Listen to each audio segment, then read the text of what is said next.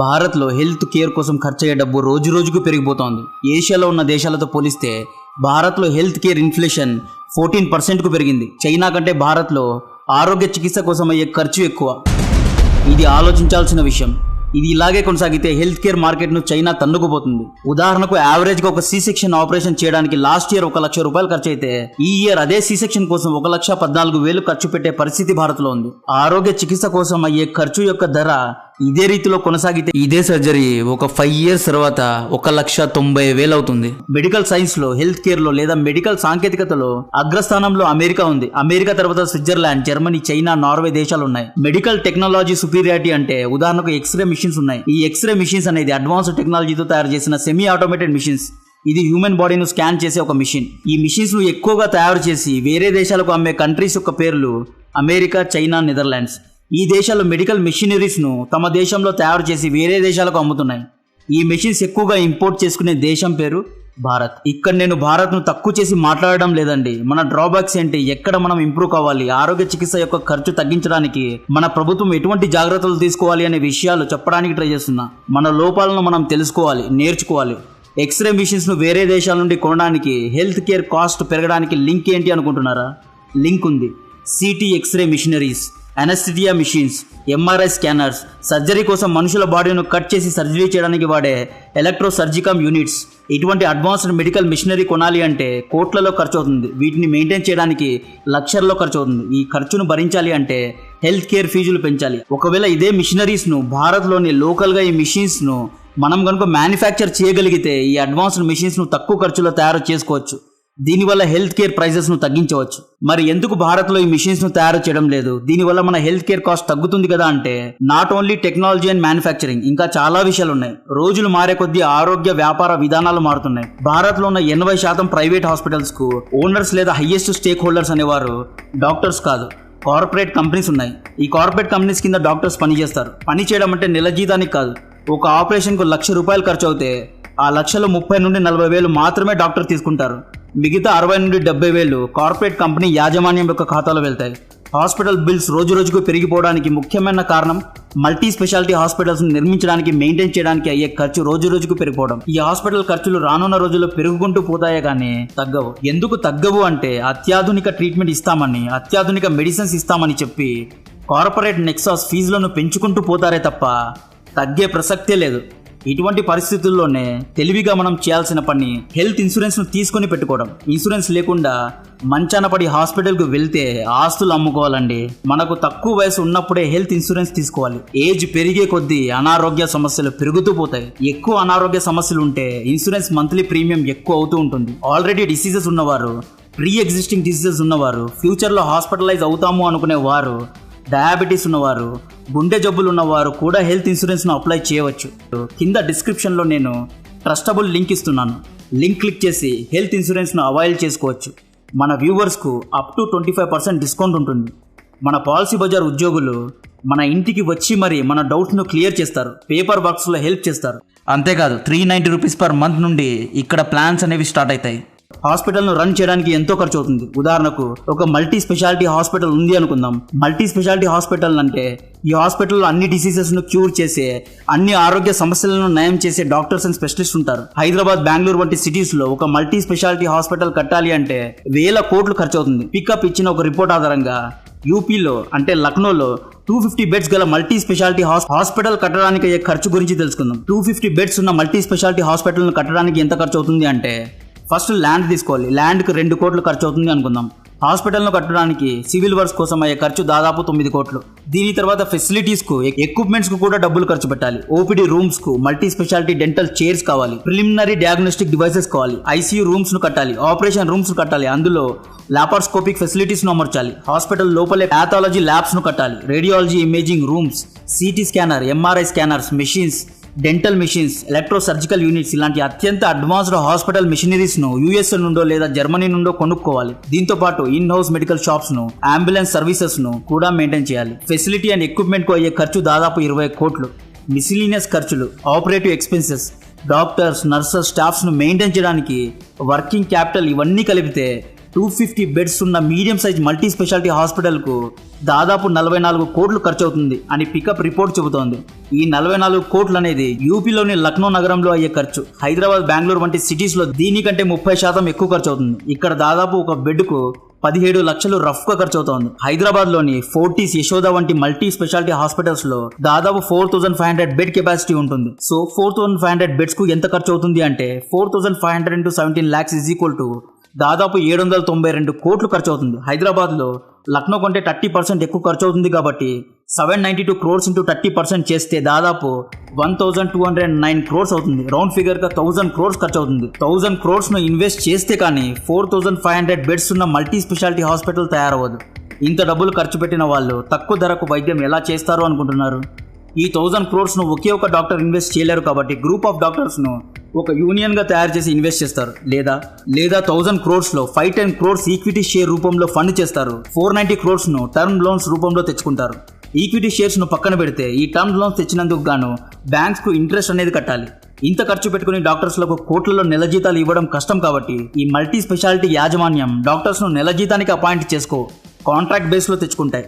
మీరు ఏదైనా multi speciality హాస్పిటల్కి వెళ్ళండి, బయట బోర్డ్స్ ఉంటాయి. సైక్లాటిస్ట్ అని, పీడియాట్రిస్ట్ అని, కాళ్ళ డాక్టర్ అని, కళ్ళ డాక్టర్ అని, కిడ్నీ డాక్టర్ అని, లంగ్స్ డాక్టర్ అని, ఇలా వేరు స్పెషలిస్ట్ ఉన్న డాక్టర్స్ యొక్క పేర్లు ఉంటాయి. ఈ డాక్టర్స్ అందరూ ఆ హాస్పిటల్లో నెల జీతానికి పని చేయరు. పేషెంట్ బట్టి వస్తారు, చికిత్స చేస్తారు, కమిషన్ తీసుకుంటారు, వెళ్ళిపోతారు. హాస్పిటల్ యాజమాన్యం 70% డబ్బులు మింగడానికి కారణం హాస్పిటల్ ఎక్విప్మెంట్ కోసం ఖర్చు పెట్టిన డబ్బులను రికవర్ చేయాలి. బ్యాంక్స్ కు ఈఎంఐస్ కట్టాలి, స్టాఫ్ కు శాలరీస్ ఇవ్వాలి. వీటన్నిటితో పాటు ఎక్విప్మెంట్స్ ను మెయింటైన్ చేయాలి. అంటే వీటన్నిటికి డబ్బులు కావాలి. హాస్పిటల్ ఖర్చుల్లో ఇంకొక పెద్ద తలనొప్పి ల్యాబ్ టెస్టులు.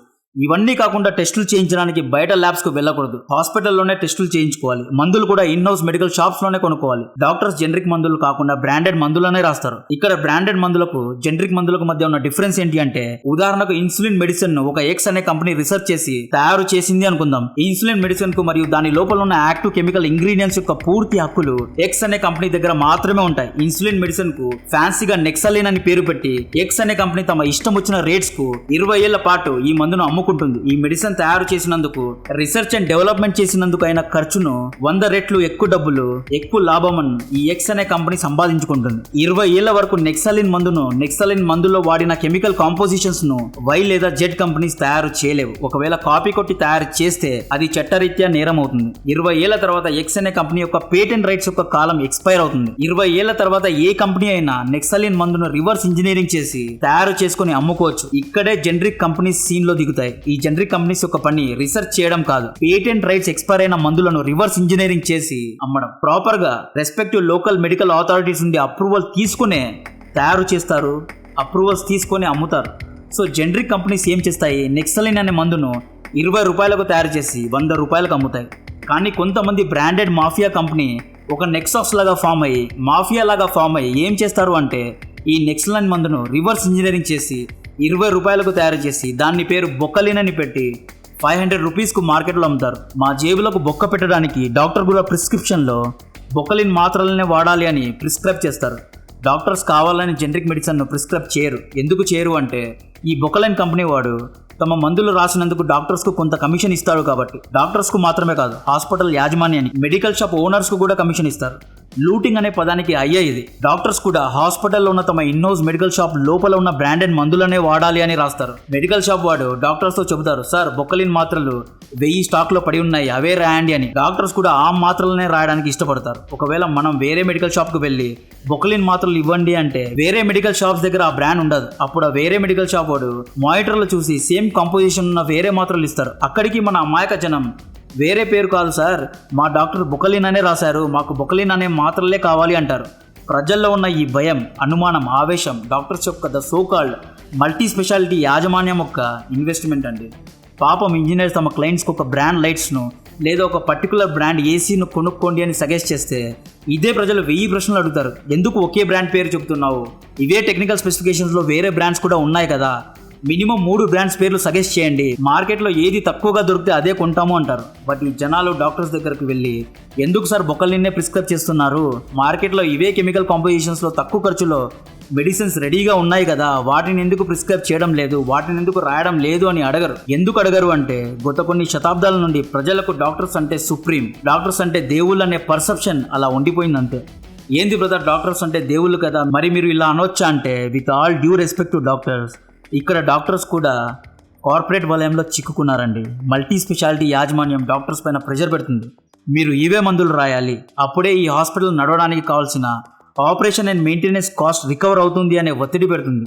ఒత్తిడి తట్టుకోలేక డాక్టర్స్ ఇలా చేస్తున్నారు. అందరూ డాక్టర్స్ కాదు, కొంతమంది ఇలా చేస్తున్నారు. భారత్లోని దాదాపు 70% మల్టీ స్పెషాలిటీ హాస్పిటల్స్ను కార్పొరేట్ యాజమాన్యం నడుపుతోందండి. ఈ కార్పొరేట్ యాజమాన్యంలో డాక్టర్స్ ఒక్కటే కాదు, వేరే వేరే ఫీల్డ్స్లో ఉన్న వారు కూడా ఉంటారు. ఈ యాజమాన్యం కంపెనీ ఇంట్రెస్ట్ను ముందుకు పెడుతుంది, మిగతావన్నీ వెనక్కి పెడుతుంది. వీళ్ళ టార్గెట్ ఆల్రెడీ డిఫైన్ ఉంటాయి. ఉదాహరణకు ఒక 4,000 బెడ్స్ ఉన్న హాస్పిటల్ నెలకు 10 కోట్ల బిల్డింగ్ చేయాల్సిందే. ఈ 10 కోట్ల బిల్డింగ్ చేయడానికి ఎక్కడెక్కడ హాస్పిటల్ ఖర్చులు పెంచే అవకాశం ఉందో అక్కడక్కడ వీళ్ళు పెంచుకుంటూ పోతారు. కార్పొరేట్ మంత్లీ టార్గెట్ రీచ్ అవ్వాలి అంతే. రీచ్ కాకపోతే ఆ టెస్ట్లని ఈ టెస్ట్లని హాస్పిటల్ బిల్స్ను పెంచుకుంటూ పోతారు. Let us observe your body for few days అంటారు. 2 రోజులు బెడ్లో ఉండండి, అబ్జర్వేషన్లో పెడతాము అంటారు. మీ బాడీ రెస్పాండ్ అవుతోంది, 15 డేస్ తర్వాత మళ్ళీ రండి అంటారు. మామూలు ఫీవర్ను కూడా కొంతమంది డాక్టర్స్ కాన్ఫిడెంట్గా క్యూర్ చేయలేరండి. ఈ మందులు రాశాను, ఒకవేళ జ్వరం అలానే ఉంటే మళ్ళీ రండి, టెస్టులు చేద్దామంటారు. చికిత్స అనేది డిప్లొమసీ అయిపోయింది. డిప్లొమాటిక్గా మాట్లాడతారు. We will observe your body అంటారు. Let us see how your body is responding with our medicines అంటారు. Afterwards we will decide come after 1 week అంటారు.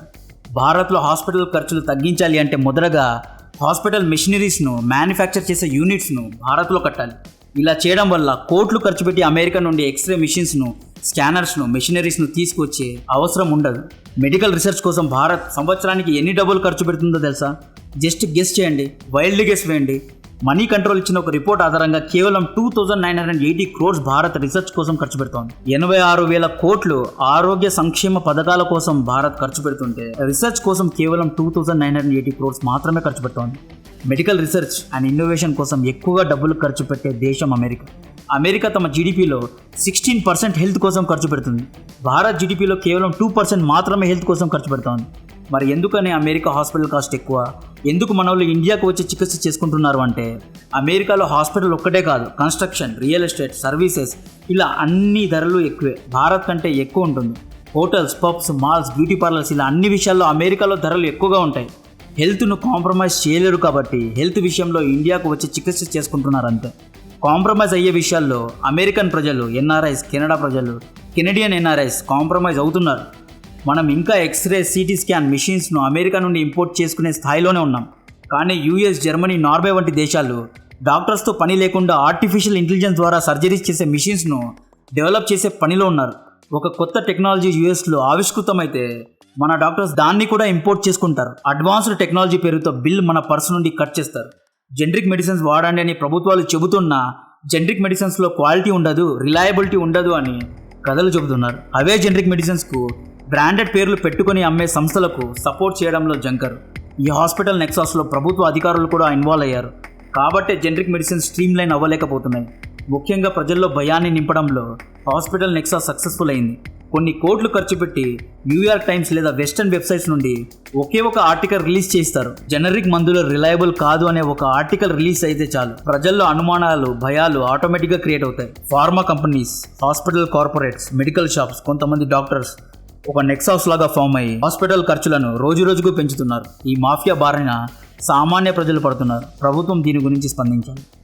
ఇంతకుముందు చెప్పినట్లు హెల్త్ ఇన్సూరెన్స్ గురించిన లింక్ డిస్క్రిప్షన్లో ఉంది. మా కంపెనీ హెల్త్ ఇన్సూరెన్స్ ఇస్తుందిలే అనుకోవద్దు. మన ఆర్గనైజేషన్ మ్యాక్స్ అంటే 2 నుండి 3 లక్షలు మాత్రమే కవర్ చేస్తుంది. మనం గనుక కంపెనీ వదిలి వెళ్ళిపోతే ఇన్సూరెన్స్ ఆటోమేటిక్గా క్యాన్సిల్ అవుతుంది. మీరు రిటైర్ అయిన తర్వాత ముసలి ఏజ్లో ఆరోగ్య సమస్యలు వచ్చినప్పుడు హెల్త్ ఇన్సూరెన్స్ను తీసుకుందాంలే అనుకుంటే కష్టమండి. చెప్పా కదా, ఏజ్ పెరిగే కొద్దీ ఇన్సూరెన్స్ ప్రీమియం రేట్స్ ఆకాశానికి తగ్గుతాయి. తక్కువ ఏజ్లో ఇన్సూరెన్స్ తీసుకోండి.